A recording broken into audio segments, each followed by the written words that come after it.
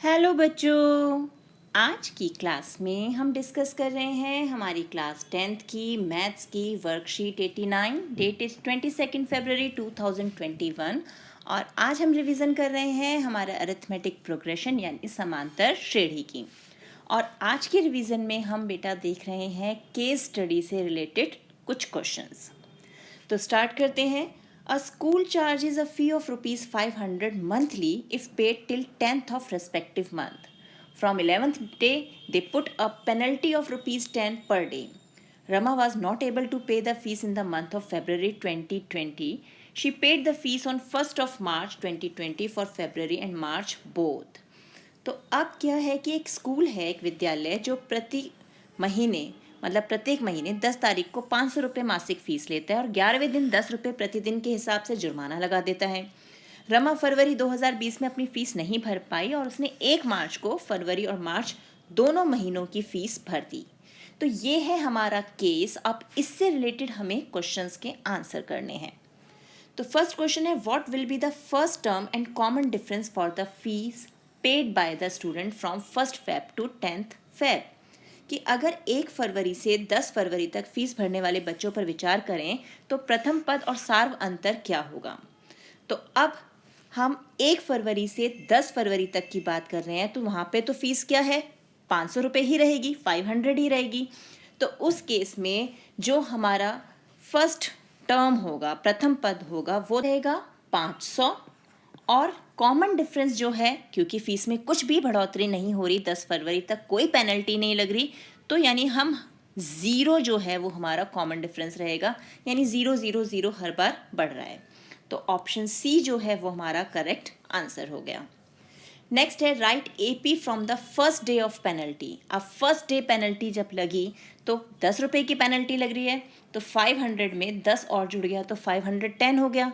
तो हमारा first term उसके लिए क्या हो जाएगा, 510, फिर नेक्स्ट डे फिर 10 रुपये ऐड हो गए, 520, यानी हमारा एपी क्या बन गया, 510, 520, 530, यानी ऑप्शन बी जो है वो हमारा करेक्ट आंसर हो गया।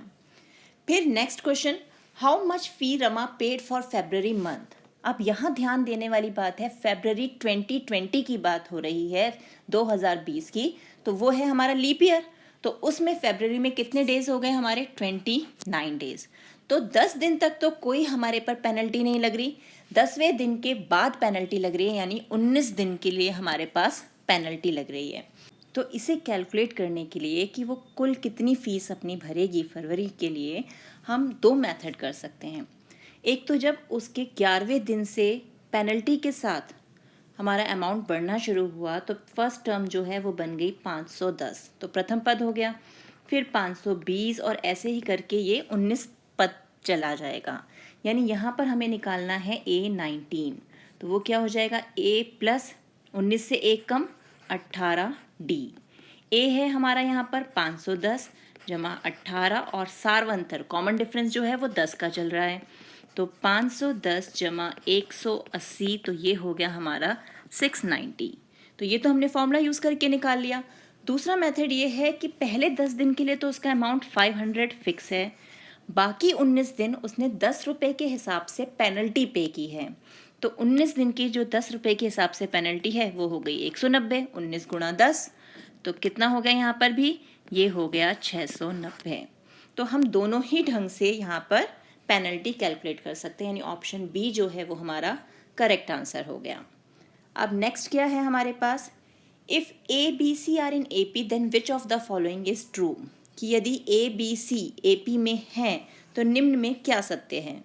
तो हमें पता है जो ए बी सी ए पी में होते हैं तो जो बीच वाली टर्म होती है बी, वो किसके बराबर होती है, 2 टाइम्स बी जो है वो ए प्लस सी के बराबर होता है, या हम ये भी कह सकते हैं कि B is equal to A plus C upon में 2।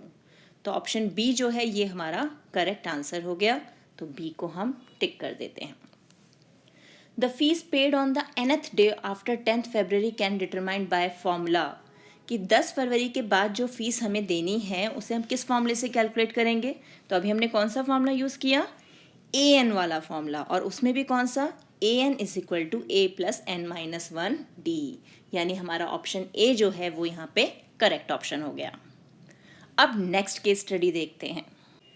नेक्स्ट है Manish started doing walk to stay fit. He started with 30 minutes of walk in the morning on the first day and goes on increasing the walk time every day by 10 minutes. Manish kept record of his walk time also. He was very happy as now he is feeling lighter in weight and become more active. He stopped increasing his walk time when he reached 1 hour 30 minutes and tries to maintain this time. अब मनीष क्या कर रहा है, वो healthy रहने के लिए उसने सैर की शुरुआत की।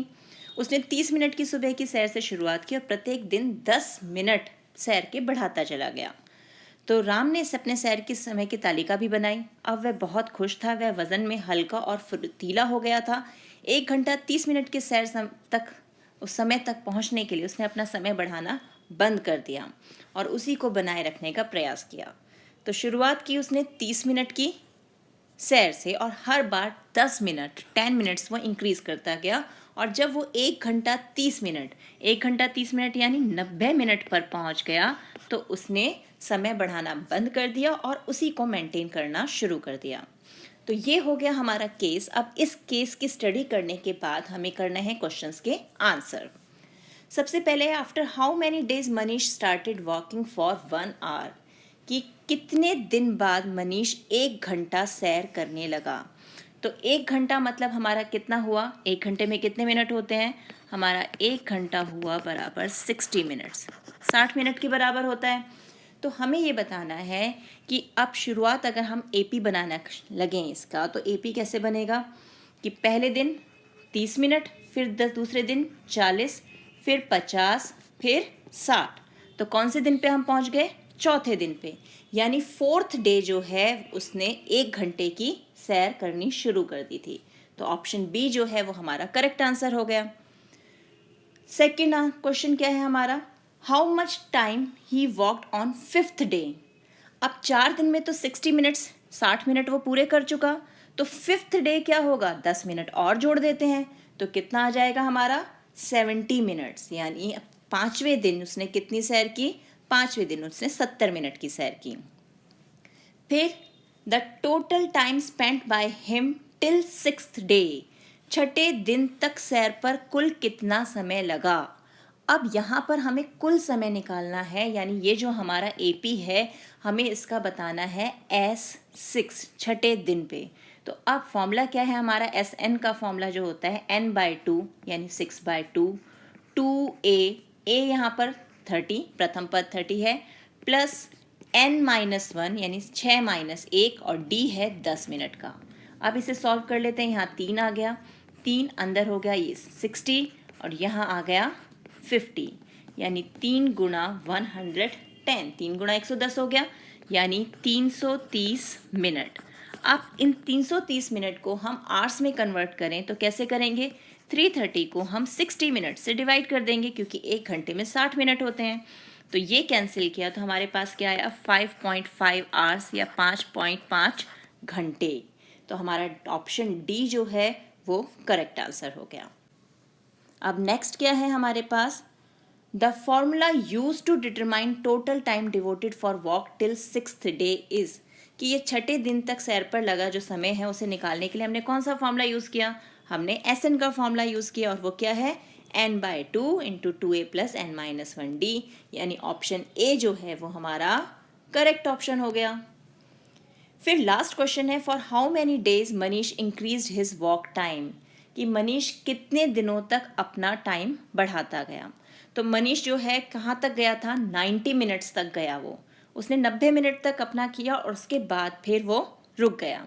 तो अब 5th डे हम यहाँ पर देखें, 5वें दिन तक तो उसने 70 मिनट पार कर लिए थे, तो 90 मिनट के लिए कितने दिन और गया होगा, 2 दिन और ऐड कर देंगे, 10 मिनट और फिर 10 मिनट, यानी 5 में 2 जोड़े कितने दिन हो गए, 7 दिन।